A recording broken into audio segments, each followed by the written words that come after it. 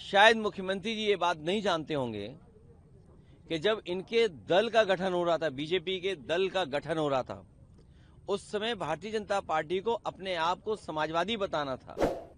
इनके पास कोई समाजवादी नेता नहीं था।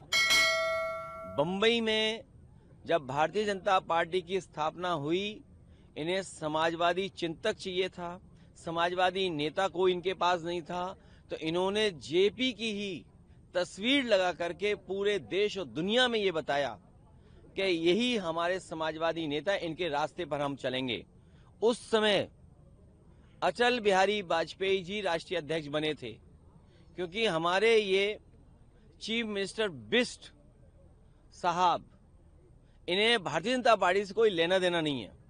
भारतीय जनता पार्टी के सिद्धांतों पर, भारतीय जनता पार्टी का कब गठन हुआ था, किस सिद्धांत को लेकर के भारतीय जनता पार्टी चली थी, क्योंकि ये दूसरे दल के हैं और इसलिए भारतीय जनता पार्टी के लोग भी बहुत दुखी हैं। वो चाहते हैं कब ये हटें, लेकिन कुछ रास्ते कभी कभी नहीं बनते हैं। तो पहले तो ये पता होना चाहिए, जब भारतीय जनता पार्टी का गठन होना था, इन भारतीय जनता पार्टी के लोगों के पास, जिनकी बड़ी बड़ी प्रतिमाएं लगी हैं, इन्हीं में एक राष्ट्रीय अध्यक्ष चुने गए थे। उन्होंने अपने आप को समाजवादी साबित करने के लिए जेपी जयप्रकाश जी की तस्वीर लगाई थी। शायद ये चीफ मिनिस्टर बिष्ट साहब नहीं जानते हैं। और दूसरा, रिवर फ्रंट, जिस इलाके में हम लोग आए हैं, कुछ चीजें न बनी होती तो बाढ़ आती है, पानी भराव होता है, क्योंकि ये हिस्सा निचला होगा, पानी बह करके यहाँ आ जाता है, बहुत सारे हजार लोगों का जीवन बर्बाद हो जाता है। रिवर फ्रंट बनाया इसलिए था, न केवल हम रिवर को स्ट्रीमलाइन कर लें और रिवर को एक बांध दें, नदी को बांध दें, बाढ़ से नियंत्रण कर लें और एक स्थान बन जाए जहां पर लोग आ जा सकें, घूम सकें और पर्यावरण की दृष्टि से अच्छी चीज बन जाए। क्योंकि मुख्यमंत्री को कोई पर्यावरण से लेना देना नहीं है, उन्हें पर्यावरण की कोई चिंता नहीं है। इसीलिए क्या कह रहे थे कि दिल्ली में भारतीय जनता पार्टी की जो सरकार चल रही है, उसने हवा खराब कर दी है, हवा गंदी है। सच्चाई ये है, दिल्ली की हवा खराब नहीं है, दिल्ली और लखनऊ दोनों की हवा खराब है। और AQI को क्या जाने ये, जो एग्जिट को नहीं जानते हैं, और एग्जिट को इसलिए नहीं जानते क्योंकि उन्हें एग्जिट होना है। तो रिवर फ्रंट अपने आप में नदी साफ रखने की व्यवस्था थी कि कोई भी नाला उसमें न जुड़े। यही व्यवस्था अगर गंगा में होगी, अन्य नदियों में होगी, तो नदी साफ शहरों में बहेगी। मुख्यमंत्री ये भी कह रहे हैं कि 2017 से पहले उपद्रव प्रदेश था, जब से उनकी सरकार आई उत्तम प्रदेश बना है। ये तो आप बिल्कुल सच बोल रहे हो। मुख्यमंत्री जी इसलिए सच बोल रहे हैं क्योंकि वो खुद उपद्रवी थे।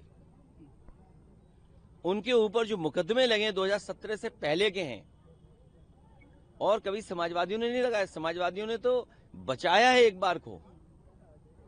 ये हम स्वीकार करते, गलती है समाजवादियों की कि सहानुभूति रखते हैं कभी कभी, लेकिन सच्चाई ये है, उपद्रव, लोगों में झगड़ा कराना, हिंदू मुसलमान करना, आगजनी कराना, नफरत फैलाना, ये मुख्यमंत्री जी का काम रहा है।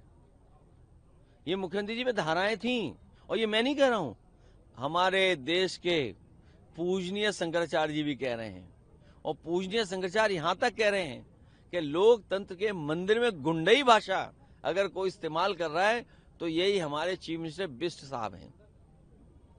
SIR को लेकर के कल आप लोग जा रहे हैं चुनाव आयोग, एक डेलीगेशन जाएगा विधायकों का, जो मिलेगा जाके फॉर्म 7 को लेकर के, और अज्ञात लोगों की तरफ से जो वोट कटवाए जा रहे हैं। ये अज्ञात लोग कौन हैं?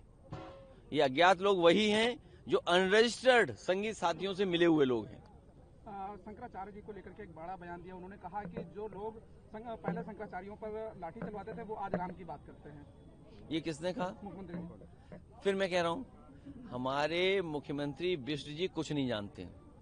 उस समय वो पूजनीय शंकराचार्य नहीं थे, और वो भी किसी गलत परिस्थितियों की वजह से, वो भी भारतीय जनता पार्टी के तांडव की वजह से, उस समय जो लॉ एंड ऑर्डर को व्यवस्थित करने के लिए घटना हुई थी, लेकिन उस घटना के बाद अगर कोई गलती हुई थी तो पूजनीय शंकराचार्य जी से हम लोगों ने क्षमा मांग ली थी और गलती स्वीकार कर ली थी। पूजनीय शंकराचार्य जी का रथ इन्होंने धक्का मारा, गंगा में स्नान नहीं करने दिया। सोचिए, ये पौराणिक व्यवस्था जो थी, पौराणिक हमारे जो कार्यक्रम थे, जो हमारी आध्यात्म की त्रिवेणी है, धर्म को लेकर के बहुत आयोजन होते हैं, जिस त्रिवेणी पर हमारे लिए सबसे पवित्र स्थान है, वहां पर अगर किसी को अपमानित करने का किसी ने काम किया है तो यही बिना डिग्री के योगी जी ने एक हमारे पूजनीय शंकराचार्य का अपमान किया है। और मैं ही नहीं, इस देश के पूरे सनातनी और पूरे पीडीए के लोग पूजनीय शंकराचार्य का जिन्होंने अपमान किया है, उनको वोट के माध्यम से बाबा साहब भीमराव अम्बेडकर जी के अधिकारों से सबक सिखाने का काम करेंगे। मणिका घाट को लेकर के भी उन्होंने एक सवाल किया है, कहा कि जो मणिका घाट का वो विकास कर रहे हैं, लेकिन समाजवादी पार्टी उसका विरोध कर रही है। ऐसा है, चीफ मिनिस्टर बिष्ट साहब उठ तो जाते हैं लेकिन होश में नहीं रहते हैं। उनसे गलती हुई है कि मणिकर्णिका घाट उन्होंने तोड़ दिया। पूरे देश के पाल समाज के लोग और सनातन समाज के लोग इनसे नाराज हैं, क्योंकि उन्होंने केवल मणिकर्णिका घाट नहीं बल्कि माता अहिल्याबाई जी का वहां पर मूर्ति लगी थी, उस मूर्ति को उन्होंने तोड़ा है। केवल मूर्ति नहीं तोड़ी, 100 मंदिर तोड़े हैं इन्होंने।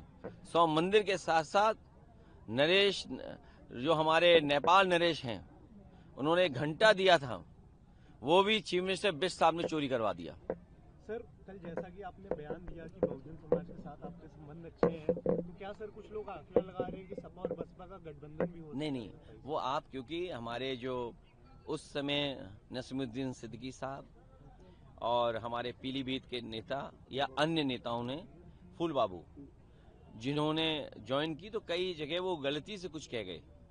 तो उस बात को मैं कहना चाहता था कि वो बहुजन समाज कहना चाहते थे, क्योंकि बहुत दिनों से उनके चीजें कुछ रटी हुई थी, तो इसलिए कुछ और निकल जा रहा था। इसलिए मैंने कहा कि बहुजन समाज और समाजवादी पार्टी का बहुत पुराना गहरा रिश्ता रहा है, और एक समय पर बाबा साहब भीमराव अम्बेडकर जी और डॉक्टर राम लोहिया मिलकर के काम करना चाहते थे। नेताजी ने भी मिलकर के माननीय काशीराम जी के साथ काम किया, लेकिन अब इधर कुछ मामला अलग हो गया है।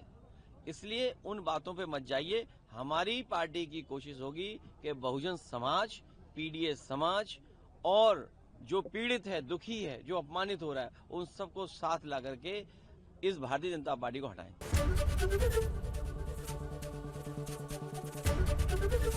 एबीपी गंगा, खबर आपकी, जुबान आपकी।